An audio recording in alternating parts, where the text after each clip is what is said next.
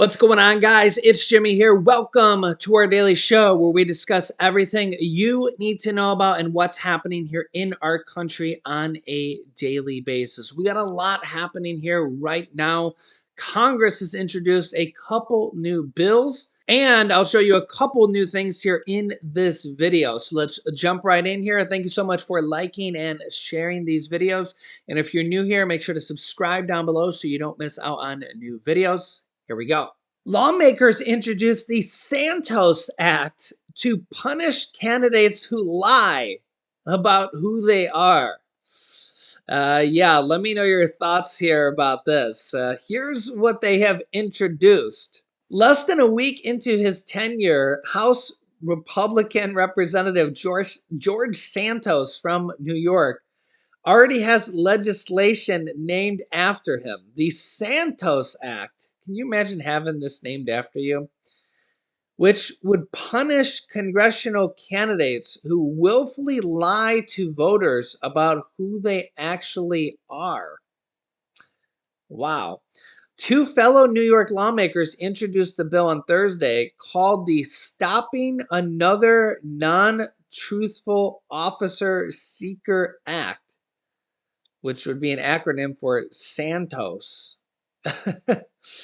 Under their bill, a candidate for Congress who unknowingly provides false information about their background would be punished with a $100,000 fine or 1 year in prison or both. Let me know your thoughts here on this. The bill from Democratic Representatives Richie Torres and Dan Goldman come amid a steady stream of bombshell revelations showing that Santos lied about virtually every detail of his life story during his congressional campaign. He lied about where he went to high school, where he graduated from college at all, being a star volleyball player at a college he never attended, running a real estate empire, having a high-profile career on Wall Street, running a charity that saved thousands of dogs, and being a biracial descendant of Ukrainian Jews whose grandparents survived the Holocaust that never happened. The New York Republican has also claimed that his mother was a finance executive who died as a result of 9/11 attacks, and that his 4 employees died in the 2016 Pulse nightclub shooting.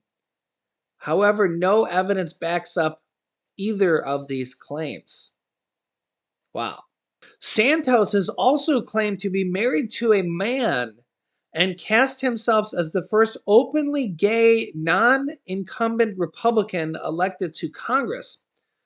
But the Daily Beast could not find a marriage record in New York. And when Santos arrived in the House this month, he was not wearing a wedding ring.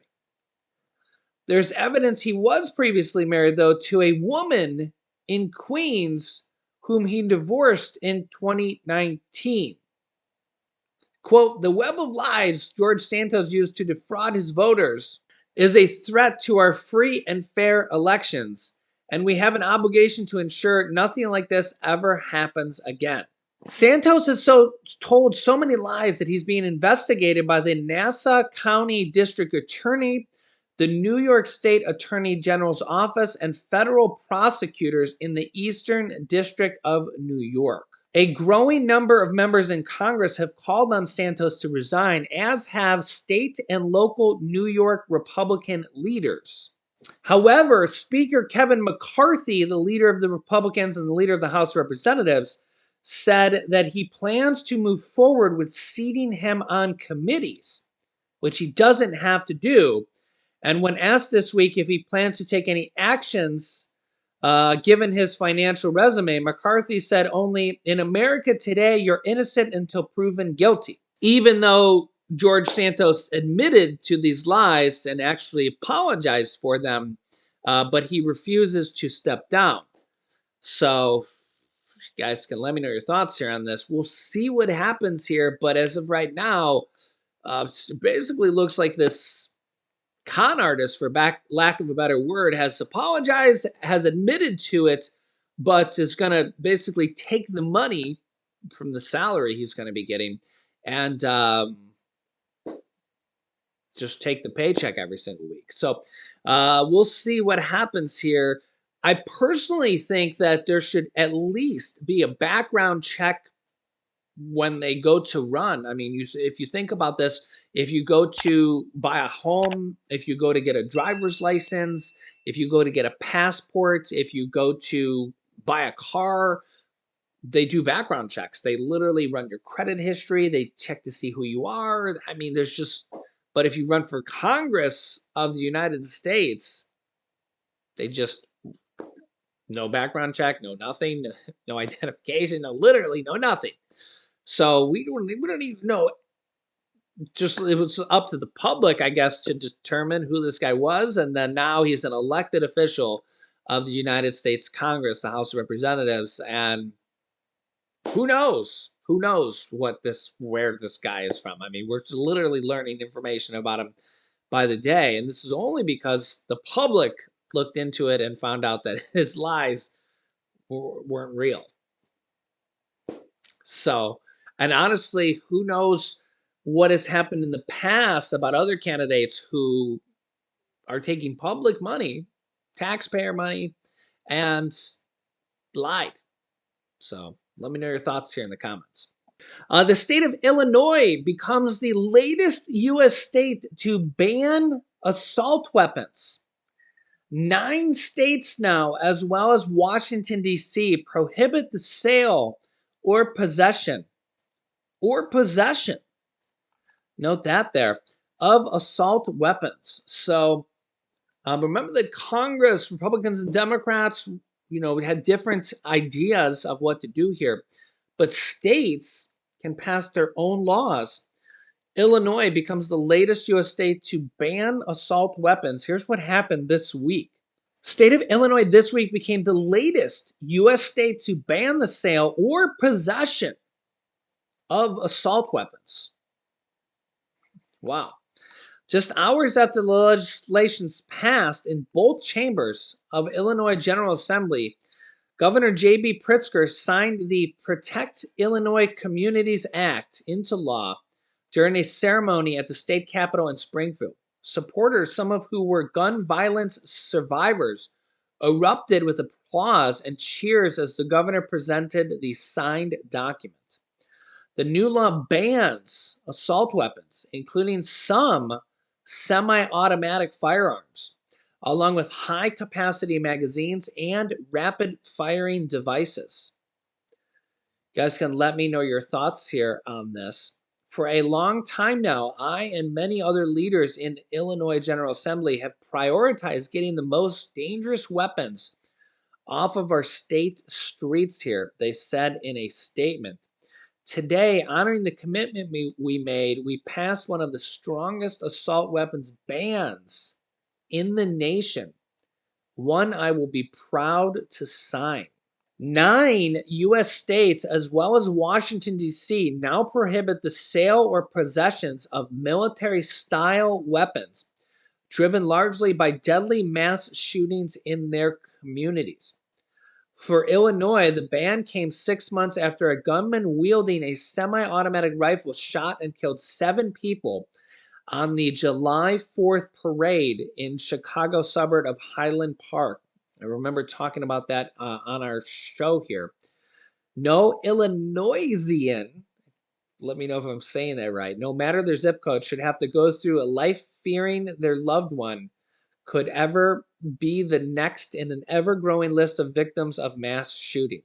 That article didn't show the other states that have the assault weapons ban, so I looked it up for you here. Those other states are California, Connecticut, Delaware, Hawaii, aloha, Maryland, Massachusetts, New Jersey, New York,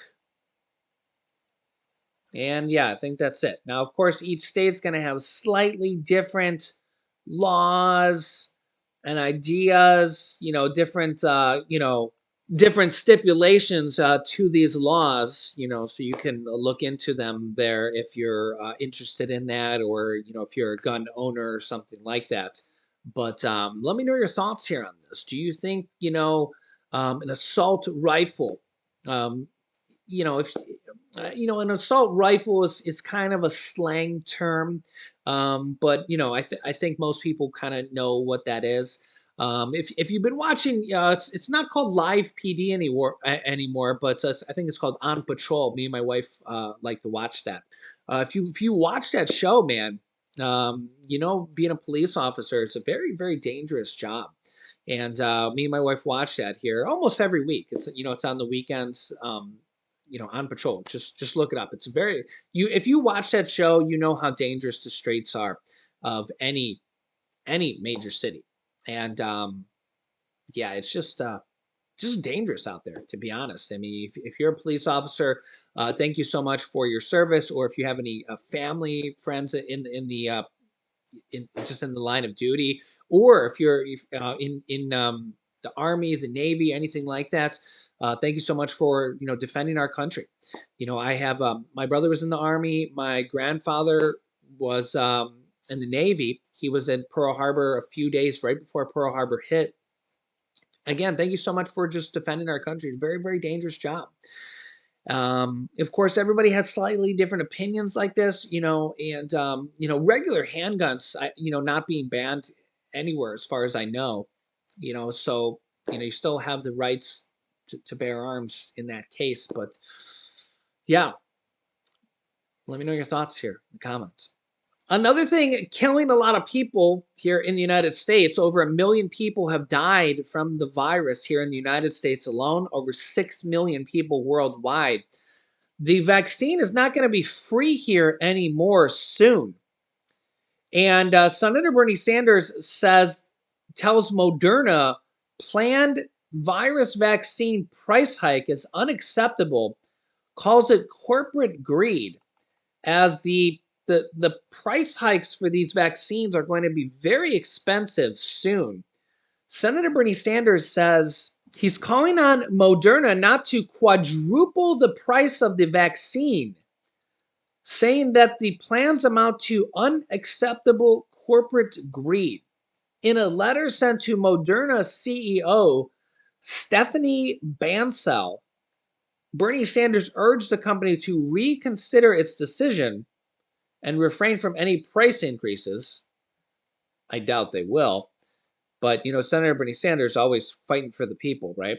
In light of the role the federal government has played in the development of the vaccine, Sanders says the incoming chairman of the Senate Health Committee, which Senator Bernie Sanders is, he plays a role on a lot of important roles there, said the company's decision to charge up to $130 a dose once the shots move to the commercial marketplace is, quote, outrageous and will cost taxpayers, or just people in general. A lot of times they say taxpayers, doesn't necessarily mean you have to be an actual taxpayers if you don't pay taxes, but that's a term they just use in general. It will cost taxpayers billions of dollars. Quote, as you know, the federal government over the years has supported Moderna and Pfizer and the different vaccine makers every step of the way, going back to 2013 when your company reported only had 3 employees. Wow. Now, in the midst of the continuing public health crisis and a growing federal deficit, which is always growing, is not the time for Moderna to be quadrupling the price of this vaccine. Now is not the time for unacceptable corporate greed. Of course, Moderna did not return a comment. Monday, Moderna is considering charging between $110 to $130 per dose when the government's contract ends and the vaccine shifts to commercial distribution. The price range would match the competitor Pfizer said that they will be charging as well, though both are far more than what the federal government actually pays. Moderna's updated booster shot costs about $26 per dose, and the federal government distributes the shots for free. So what they're going to actually be charging for people or insurance companies will be a lot more. Bernie Sanders says, I find your decision particularly offensive given the fact that the vaccine was jointly developed in partnership with scientists from the National Institutes of Health, U.S. government agencies that is funded by U.S. taxpayers. The government invested $1.7 billion into the company for vaccine research and development. Let's be clear, the purpose of the recent taxpayer investment in Moderna was to protect the health and lives of American people, not to turn a handful of corporate executive and investors into multi-billionaires. Vaccines will still be free to people with private insurance once the public health emergency ends, because the insurance companies will pay for it, but that could lead to higher premiums, so keep that in mind. And the federal supply of vaccines run out, though the cost will likely be reflected in premiums, like I kind of already predicted there. Even with insurance, patients will likely see costs if they go to an out-of-network provider or for people that don't have insurance, which is a lot of people. And also, the virus is really running rampant. You can see here, China reports huge rise in deaths after the World Health Organization criticizes Beijing for heavily undercounting, which they've been doing for years, or actually not reporting anything at all. China said on Saturday nearly 60,000 people had died in a hospital since it's abandoned its zero COVID policy last month. Yeah, so they basically said they went from 0 to 60,000 people all of a sudden just died overnight. Yeah, so this is just, they just show you here that their numbers just are just completely not accurate at all. And just last week here, a couple days ago, you can see here more than 88 million people were infected in the Henan district in China. This is said by a China official, just in one district in China. So this gives you an idea. Now, this wasn't reported by the entire country of China. This was just one district. 88 million people infected. Think about that. So, because remember that China has more than about 4 times the population of the United States. They had 88 million people infected, one official said there. So it gives you an idea of how bad the virus is right now in China. And yeah, you let me know your thoughts here.